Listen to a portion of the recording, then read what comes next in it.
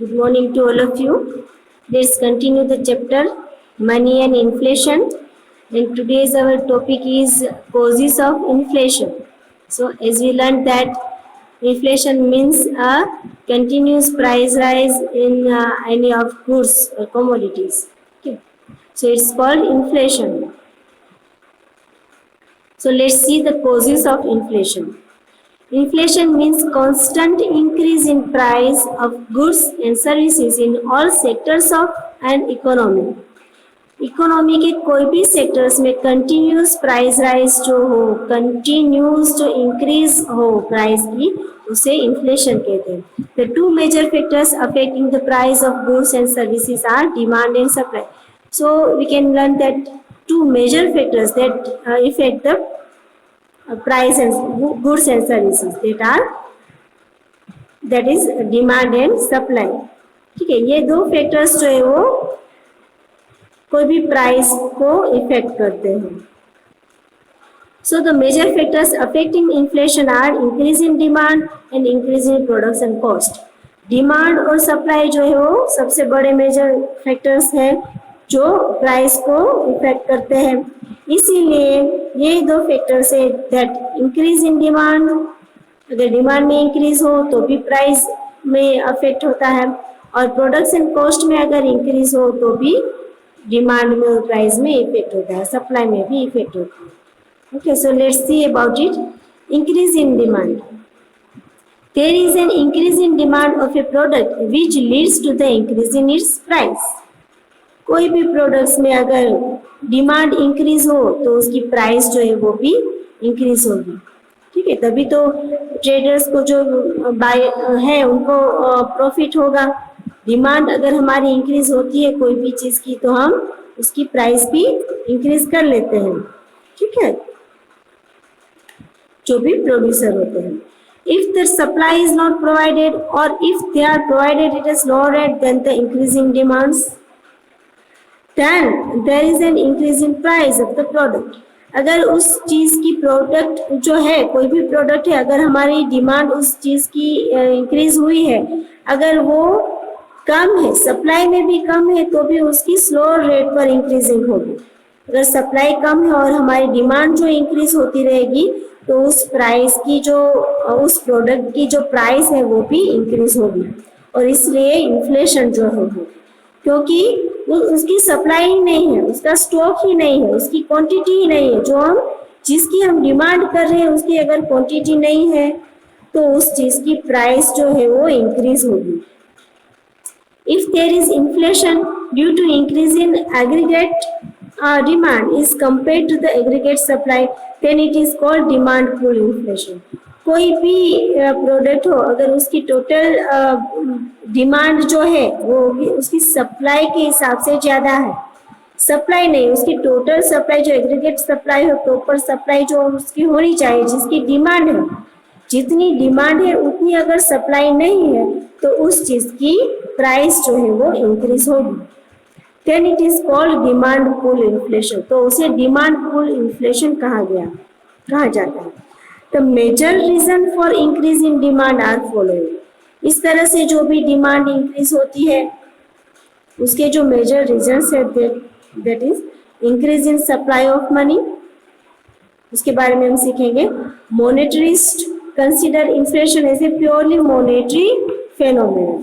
जो मॉनेटरिस्ट है, ठीक है, वो क्या कहते हैं, नाणा शास्त्री जिसे कहते हैं, वो कहते हैं कि इन्फ्लेशन जो है मॉनेटरी इन्फ्लेशन हो जो प्योरली फेनोमेनन है. ठीक है, वो अपने आप होती है. According to them, if there is an increase in money in a state, the individual earn more income because of which the demands of necessities increase.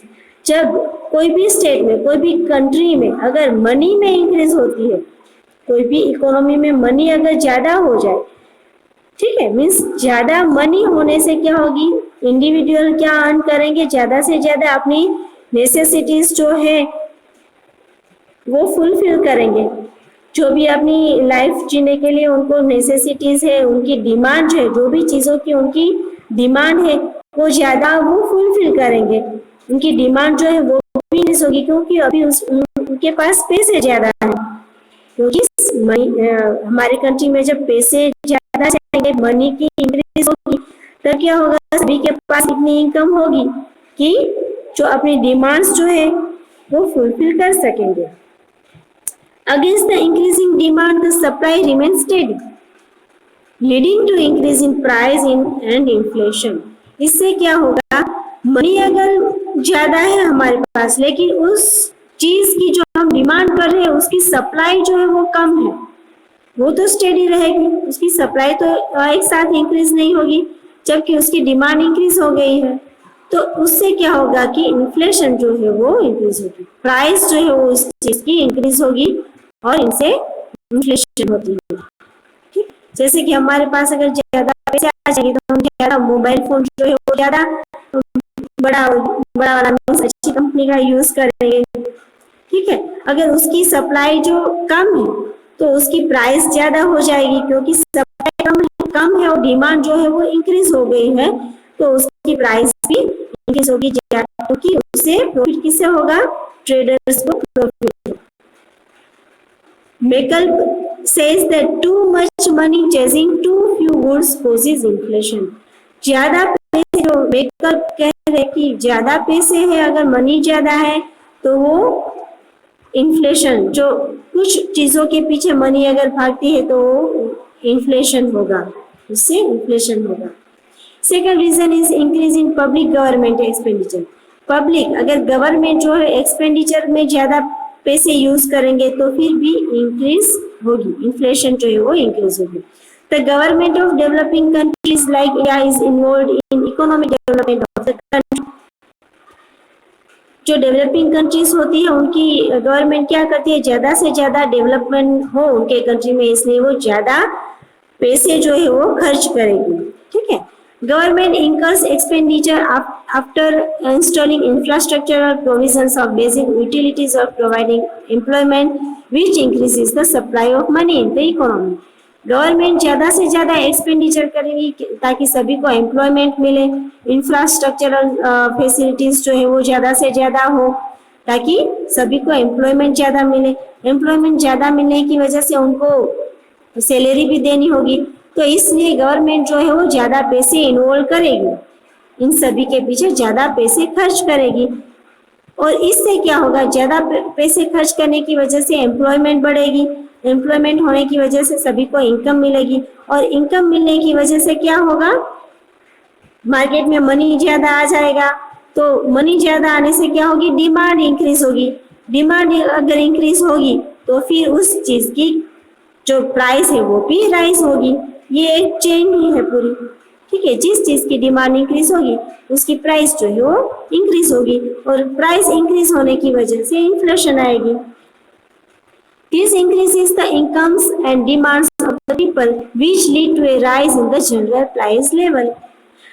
Thus, if the government circulates money and excess of the production of goods and services in the economy by increasing public expenditure, then the rise of general price level gains momentum. इसलिए क्या होगा कि जब भी government जो है वो अपनी मनी सर्कुलेट करने के लिए ज्यादा से ज्यादा एक्सपेंडिचर करेगी, कोई भी गुड्स और सर्विसेज की प्रोडक्शन के लिए ज्यादा से ज्यादा एक्सपेंडिचर करेगी, तब क्या होगा, कोई भी जनरल प्राइस है कोई भी कमोडिटी की वो इंक्रीज होगी और वो मोमेंटम पकड़ेगी। ठीक है, वो स्पीडीली इंक्रीज होगी। Now third point is over population. In India, there is 2% annual increase in population. Every year, India में population जो है वो 2% rate पर increase होती है, leading to an increase in demands of individuals. अगर population increase होगी तो demand भी increase होगी ही। The increasing population causes increase in the demands of the basic requirements, and when the supply is insufficient, the price level increases. When the population is constant but their purchasing power increases due to rise of their income, there is an increase in price levels. Means population ज्यादा होने की वजह से, means increase होने की वजह से क्या होगा कि डिमांड जो है वो कोई भी बेसिक रिक्वायरमेंट्स फुलफिल करने के लिए डिमांड जो है वो भी इंक्रीज होगी। इसलिए क्या होगा कि प्राइस लेवल जो है वो इंक्रीज होगा। और कोई भी अगर कांस्टेंट प्राइस राइज होगी, पॉपुलेशन कांस्टेंट होने की वजह से उनका परचेजिंग पावर जो है वो भी इंक्रीज होगा, और उससे क्या होगा कि प्राइस लेवल जो है वो भी इंक्रीज होगा, राइट। डिमांड इंक्रीज होगी तो प्राइस भी इंक्रीज होगी। Thus, supply of money leads to increase in demand, followed by increase in price levels of goods and services. Okay. So now next point is, first was increase in demand and second was increase in cost of production. These major two factors are there. The other major factor affecting the price is the supply of goods and services. Goods और services की supply क्या है वो भी price rise को means inflation को affect करता है। Supply oriented economist believe that when there is an increase in production cost there is an increase in its price. कोई भी प्रोडक्शन कॉस्ट इंक्रीज होगी, कोई भी कमोडिटी हो उसकी प्रोडक्शन कॉस्ट इंक्रीज होगी तो उसकी प्राइस भी इंक्रीज होगी। जैसे कि प्रोडक्शन कॉस्ट में क्या आएगा, उसका जो रॉ मटेरियल है, उसका जो इलेक्ट्रिसिटी है, वाटर सप्लाई जो है वो, उसका ट्रांसपोर्टेशन जो है, ये सभी उसकी प्रोडक्शन कॉस्ट में आ जाता है। तो प्रोडक्शन कॉस्ट में अगर इंक्रीज होता है तो उसकी कमोडिटी की प्राइस भी इंक्रीज होगी। If there is an increase in cost of raw material, machines, electricity, water rates, workers wages और transportation, there is an increase in price of goods और सर्विसेज। ठीक है, अगर ट्रांसपोर्टेशन ज्यादा इंक्रीज होगा क्योंकि पेट्रोल और डीजल के प्राइस जो है वो इंक्रीज होते हैं तो उसकी वजह से ट्रांसपोर्टेशन इंक्रीज होगा। वाटर रेट्स जो इलेक्ट्रिसिटी में रेट्स है वो ज्यादा इंक्रीज होगा तो उसकी प्राइस जो प्रोडक्शन है उसकी प्राइस को भी ये सभी चीजें इफेक्ट करती हैं। The inflation cost due to increase in production cost is called cost push inflation और सप्लाई शॉक इन्फ्लेशन। जो प्रोडक्शन कॉस्ट में इंक्रीज होने की वजह से इन्फ्लेशन आती है उसे कॉस्ट पुश इन्फ्लेशन कहते हैं। Okay, now there are many other reasons that affect the inflation. Okay, the major reasons for inflation are increase in demand and increase in production cost. But practically there are also other factors which can affect the inflation.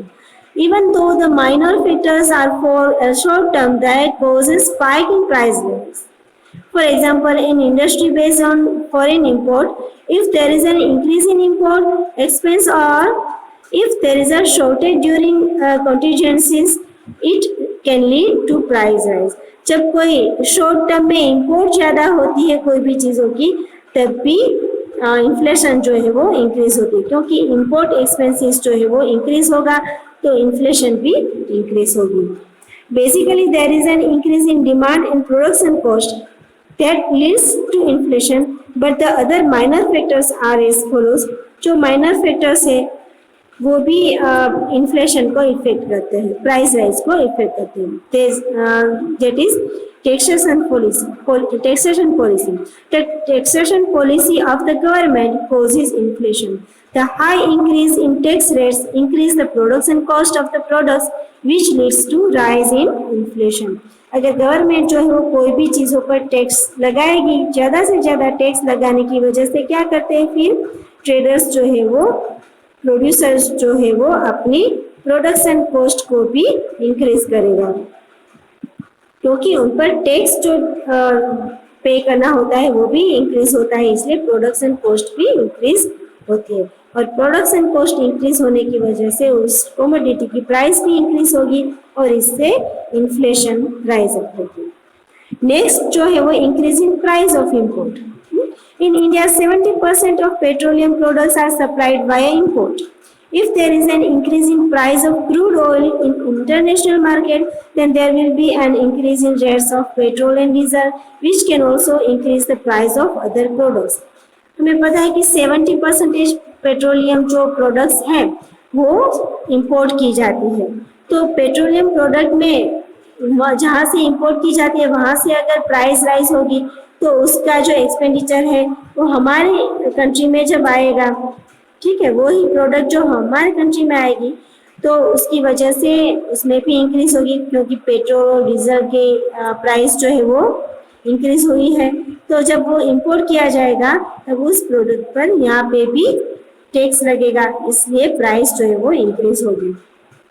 So now next is scarcity. कोई भी चीज की अगर commodity की scarcity है तब भी उसकी प्राइस इंक्रीज होती है। When there is a scarcity in terms of raw material, electricity or any requirement of production, it leads to increase in price level of the goods or services. If scarcity prevails for a long period during production or is extensive in nature, it can cause inflation. कोई भी अगर commodity है, कोई भी goods की raw material में भी scarcity है, देन इलेक्ट्रिसिटी और अदर रिक्वायरमेंट्स जो है वो प्रोडक्शन की, उस सभी में अगर स्केर्सिटी है, बहुत ही कम शॉर्टेज है वो सभी, तब उसकी प्राइस जो है वो इंक्रीज होती है, क्योंकि वो ज़्यादा से ज़्यादा एक्सपेंडिचर करके उस प्रोडक्शन को बनाना पड़ता है। इसलिए कोई भी स्केर्सिटी हो कोई भी चीज़ की, तब वो प्राइस जो है वो राइज अप होती है और इसकी वजह से इन्फ्लेशन जो है वो भी इंक्रीज होती है। तो ये हमारा हो गया कॉजेस ऑफ इन्फ्लेशन।